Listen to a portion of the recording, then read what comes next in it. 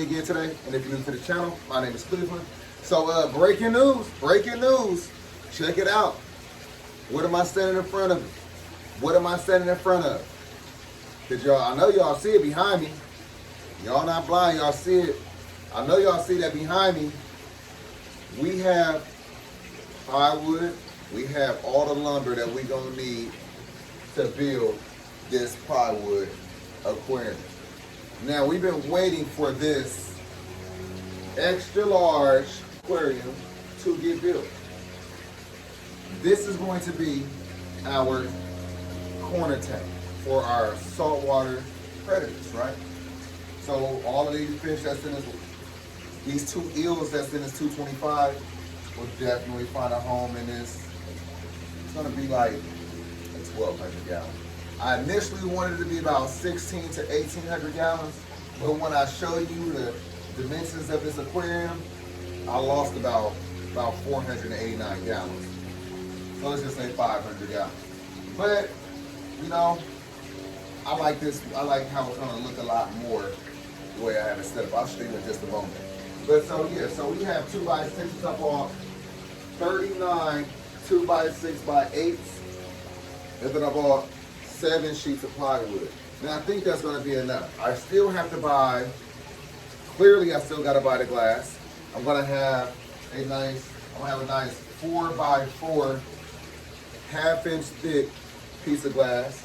I also need to get the fiberglass. I need to get the pond shield, all of that type of stuff, right? Then I still gotta get the bulkheads, everything like that.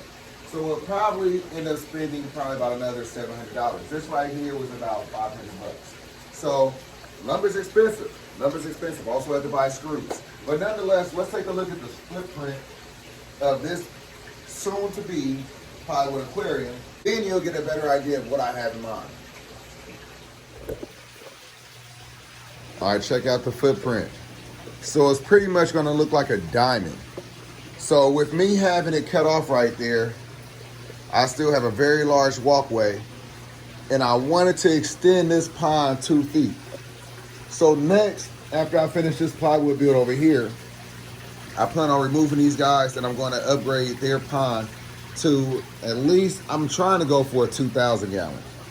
It was gonna be 1,800 gallons, but I'm trying to go for a 2,000. Bring this out a couple more feet, and we'll see if we can make that work.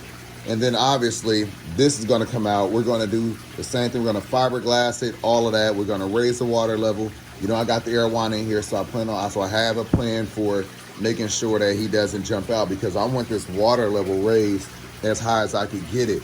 It's gonna change the pond entirely, but it's gonna look good. It's gonna look real good. They need a lot more space. Right now, it's only an 800 gallon. We want to get them at least 1,200 more gallons if we can. If not, 1,800 is fine. They still get another 1,000 gallons, which is absolutely exceptional. So back over here. So the pond is going to go up. I'm 6 foot tall. I think I want the pond to be 6 foot tall. That way I can have the water level at 5 foot. So that's a lot of water in this space. And that's why, like I said, so picture the glass. It's going to be 4 foot by 4 foot. Just a nice square. So this right here, this space right here, don't mind Harley's toy, this space right here is 5 foot. So that's gonna leave me with 6 inches on this side, 6 inches on that side. Is gonna leave me with a foot on the bottom and a foot on top. So that glass is gonna be pretty big in there. Remember, that's 4 foot right there. And that's 4 foot right there.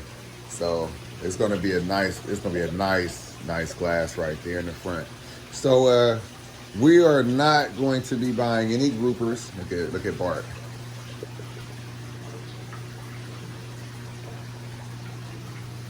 And then here's Tess right there.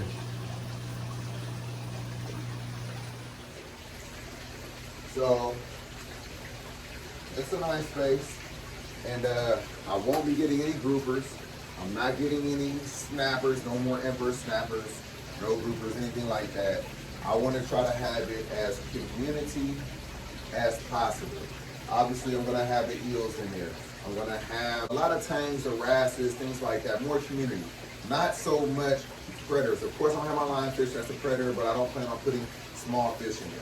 So tangs, wrasses, puffers, lionfish, eels, things like that. My triggers, I'm gonna keep my triggers in the 225. Boy, are you looking hungry? You see? You see right here? So yeah, my triggers, I'll leave my triggers in here. Any of the smaller fish that I plan on having, I'll put in either the 125, I can put it in a 55 gallon, or again, we're gonna have a 125 in the front. But I do want to have some corals. I plan on setting up some reef tanks soon.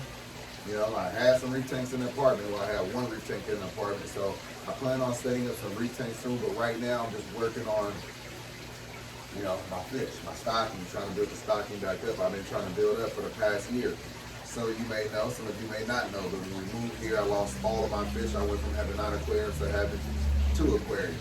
So I've just been building, trying to build back up. That's why the tanks look as they do. That's why this one don't have any more fish in here.